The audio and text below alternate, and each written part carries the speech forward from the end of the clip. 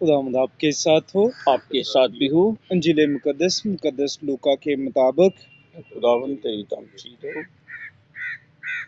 اس کے تیسرے باب میں سے اس وقت لوگوں نے یوحنا سے پوچھا کہ پھر ہم کیا کریں؟ اس نے جواب میں ان سے کہا، جس کے پاس 2 کرتے ہوں وہ اس کو بانٹ دے جس کے پاس نہ ہو، اور جس کے پاس کھانے کی چیزیں ہوں وہ بھی ایسا ہی کرے۔ اور محصل بھی بپتسمہ لینے کو آئے اور اس سے کہا کہ اے استاد، ہم کیا کریں؟ اس نے ان سے کہا، جو تمہارے لیے مقرر ہے اس سے زیادہ نہ لو۔ اور سپاہیوں نے بھی اس سے یہ کہہ کر پوچھا کہ ہم کیا کریں؟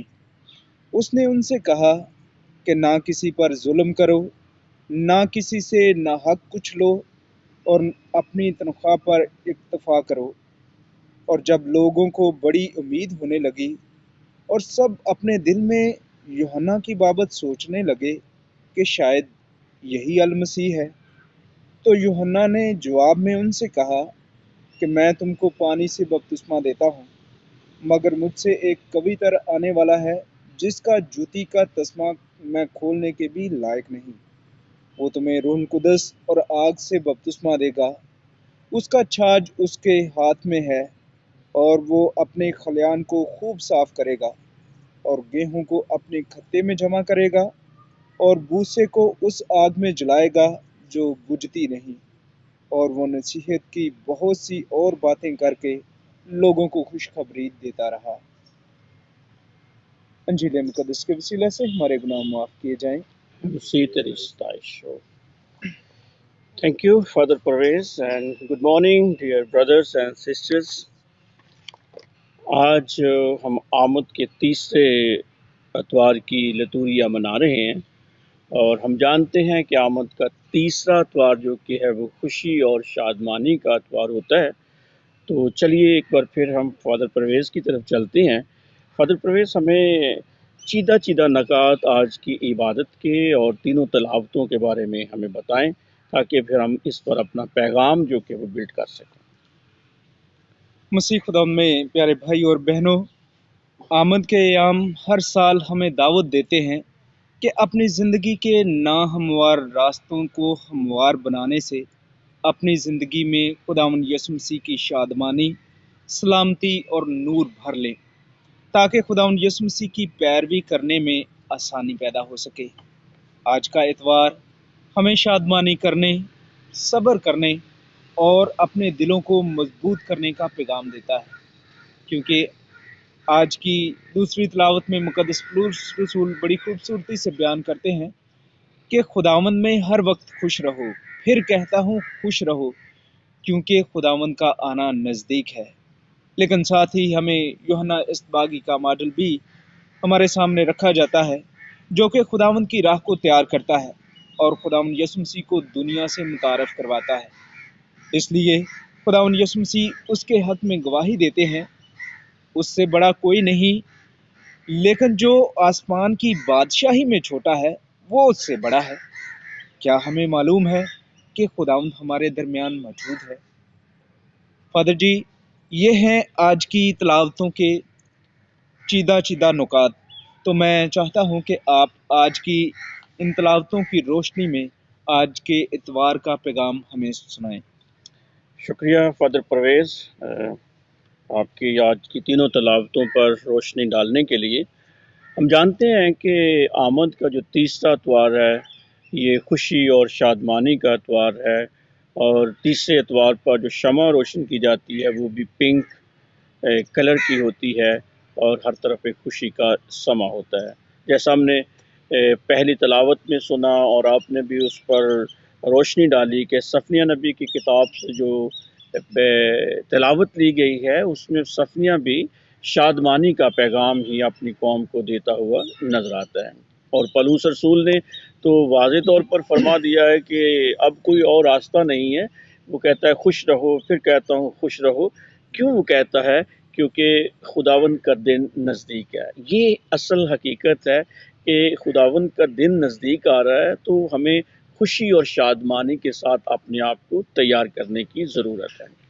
اور آج جب ہم پاک انجیل پر غور و فکر کرتے ہیں جو حضرت لوکا کی انجیل اس کے 3 باب میں سے لی گئی ہے، تو بڑے ایک تسلسل کے ساتھ ہم آگے بڑھ رہے ہیں کہ جیسے ہم نے لوکا کی انجیل میں دیکھا ہے کہ پہلے اس وقت کے حالات، اس وقت کے جو حکمران تھے ان کے بارے میں آگاہی ملتی ہے، پھر اچانک ایک توانا، ایک مضبوط، ایک دلیر اور ایک بہادر آواز جیسے حضرت الیاس کی آواز تھی ویسے بیابان میں سے ہمیں سنائی دیتی ہے، اور وہ زکریا اور الصبات کے بیٹے یوحنا کی ہے، جو بیابان میں پکارنے والے کی آواز ہے، اور اس نے آتے ہی توبہ کے بپتسمہ کا نعرہ لگایا ہے، اور نعرہ لگانے کے بعد پھر اس نے پیغام دیا ہے، اور وہ پیغام جو کہ ہے وہ نہایت ہی شاندار ہے۔ اس نے کہا ہے کہ مسیح جو آنے والا ہے اس کی آمد کے اثرات کیا ہوں گے، اس کا بیان جو کہ ہے وہ ہمارے سامنے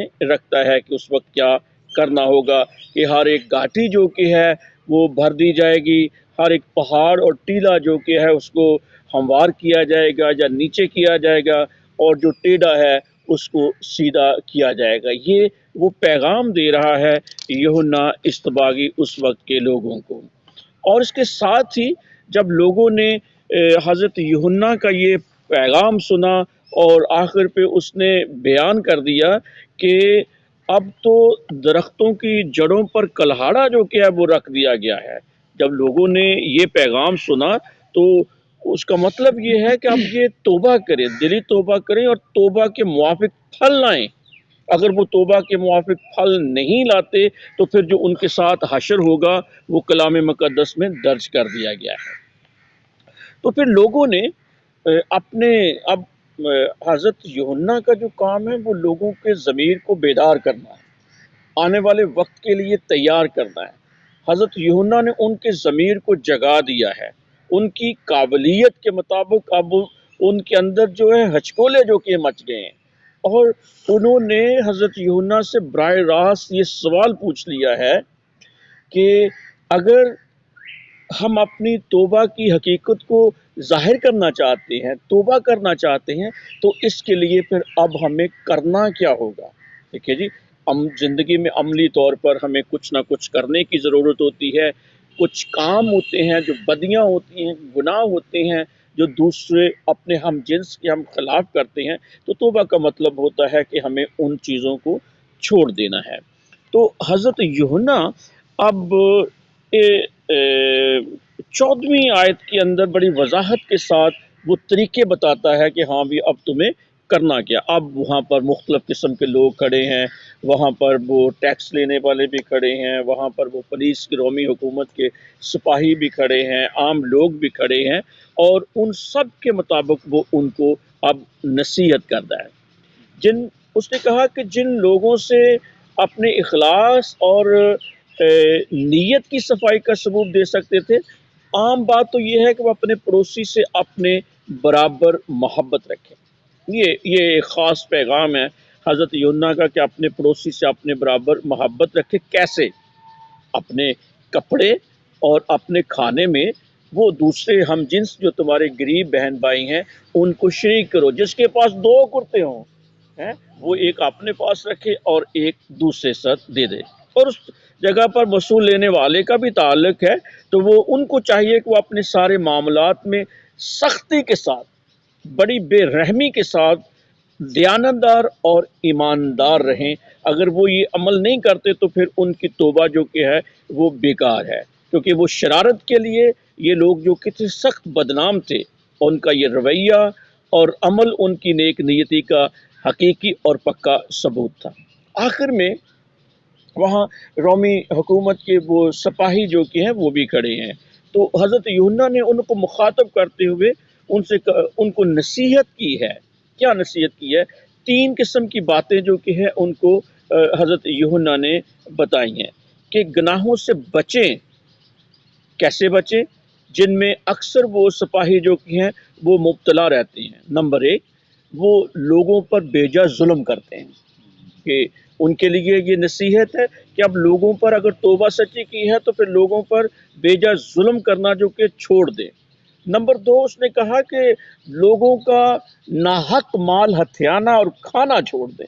یہ لالچ، یہ ہرس، یہ ٹھیک نہیں ہے تمہارے لیے کہ تم اپنے ہم جنس کا مال جو کہ وہ ہڑپ کر جاتے ہیں. اور تیسری بات جو اس نے قناعت کے بارے میں کہی ہے کہ اس نے کہا ہے کہ اپنی تنخواہ پر گزارا کریں. جو تمہارا رزق حلال ہے، جو تمہارا رزق حلال ہے اس پر قناعت کریں، اسی میں اپنا اوڑھنا بچھونا، اسی میں اپنا کھانا پینا جو کہ رکھیں، بیجا جو کہ ہے وہ نہ لیں. اور اس سے آگے میں ایک اور بات بتاتا ہوں. یہ وہ رزق حلال کی بات کر رہا ہے، لیکن اس رزق حلال کو بھی باب برکت بنانے کے لیے ضروری ہے کہ اپنے اس رزق حلال میں سے کچھ خدا کی نظر بھی کرے اور کچھ ان غریب غربا یتیم بیواؤں کی نظر کرے، تاکہ اس کی تنخواہ اور ان کی آمدن جو کہ ہے وہ بابرکت جو کہ ہے وہ ٹھہرائی جائے. اب لوگ ان کاموں کی بنا پر یاد رکھنے والی بات یہ ہے، اب جو کام اچھے کر رہے ہیں، یہ کام اچھے ہیں، خدا کو پسند ہیں، لیکن یہ ہمیں بات نہیں بھولنی کہ ان کاموں کی بدولت جو کہ ہے وہ ہم نجات نہیں پا سکتے. اٹ شوڈ بی کلیئر انف کہ ہم ان کاموں کی بدولت جو کہ ہے وہ نجات نہیں پا سکتے ہیں، بلکہ یہ خارجی اور ظاہری ثبوت ہیں کہ ان لوگوں کے دل خدا کے ساتھ واقعی سیدھے ہیں، خدا کے ساتھ جڑ چکے ہیں. لیکن انسان کی نجات کا جو دار و مدار ہے وہ مسیح خداوند پر ایمان لانا ہے، اس سچے دل کے ساتھ ایمان لانا ہے جو متی کی انجیل اس کے 25ویں باب میں ذکر کرتا ہے. اس کو ماننے سے اور اس سے سچا اپنا خداوند اور نجات دہندہ ماننے سے ہماری نجات جو کی ہے وہ ممکن ہے. اس جگہ پر ہم حضرت یوحنا کی کشف نفسی بھی نہایت نمایاں اور قابل تعریف ہے کہ کم سے کم وہ تھوڑی دیر کے لیے اپنے آپ کو مسیحا بنا سکتا تھا، لیکن نہیں، بڑا کلیئر، کرسٹل کلیئر اس سے اپنے ہونے کی پہچان ہے، اور وہ اپنے ضمیر کے مطابق جو کہ ہر کام کرتا ہے. اور اس نے لوگوں پر صاف کہہ دیا ہے کہ میں وہ نہیں ہوں بھی جس کا آپ انتظار کر رہے ہیں، میں وہ نہیں ہوں، بلکہ ان پر وضاحت کرتے ہوئے کہا کہ بھئی میں تو اس کی جوتی کا تسمہ کھولنے کے بھی لائق نہیں ہوں. یہ ہے حضرت یوحنا کا پیغام بھی اعلیٰ، یوحنا کا کردار بھی اعلیٰ، اور یوحنا کا نمونہ بھی اعلیٰ. میں تو جھک کر اس کی جوتیوں کا تسمہ کھولنے کے بھی لائق نہیں ہوں. اور پھر اس آنے والے کے بارے میں اس نے بتا دیا، واضح کیا کہ مسیح کا بپتسمہ جو کہ ہے وہ روح القدس کا بپتسمہ ہے، وہ آگ کا بپتسمہ ہے، اور اس کی خدمت دوہری ہے. اول کیا ہے کہ وہ ایمان لانے والوں کو روح القدس سے بپتسمہ دے گا، اور یہ اس بات کا وعدہ ہے جو پینتیکوس کے دن وقوع پذیر ہوگی جب ایماندار اس بیپتسمہ سے مسیح کے بدن میں شامل ہوتے ہیں. تو دوم جو بتایا گیا ہے کہ وہ تمہیں آگ سے بپتسمہ دے گا. بھئی اس آیت کریمہ سے واضح ہوتا ہے کہ آگ کا بپتسمہ جو کہ ہے وہ عدالت ہے، وہ غضب ہے، وہ سیکنڈ کمنگ ہے، وہ روز محشر ہے. لیکن روز محشر، غضب اور آگ کے بپتسمہ، عدالت میں جو کچھ بھی اپنی جگہ حقیقتیں ہیں، لیکن ہمارے لیے خوشی اور شادمانی کا پیغام یہ ہے کہ ہمارا خداوند جو کہ ہے وہ آئے گا. اس کا آنا جو کہ ہے وہ ہمارے لیے خوشی کا باعث ہے. بڑا پیارے سے پولس رسول کہتا ہے کہ پس تم انہی باتوں سے ایک دوسرے کو تسلی دیا کرو. اور پھر بار بار وہ کہتا ہے کہ میں چاہتا ہوں تم خوش ہو، اور پھر کہتا ہوں کہ خوش رہو. یہ ہمارا مسیح خداوند کے آنے میں جو کہ ہے وہ ہمیں زندگی کی ایک بہت شاندار جو کہ وہ خوشی ملتی ہے. اس لیے چاہیے کہ خدا کرے ہم بھی مقدس یوحنا استباغی کی مانند یسوع کے ایماندار گواہ بن کر نجات کی خوشخبری کو دنیا میں پھیلانے کے لیے اپنا عملی کردار ادا کریں. اپنے یوحنا کو اپنا ماڈل بناتے ہوئے ہم بھی اپنے ضمیر کی بات سنیں. یوحنا کو اپنا نمونہ سامنے رکھتے ہوئے ہم جو ہیں وہی لوگوں کے سامنے اپنے آپ کو پیش کریں، وہ اپنا پیش نہ کریں جو ہم نہیں ہیں. خدا ہمیں ایسا کرنے کی توفیق دے. آمین.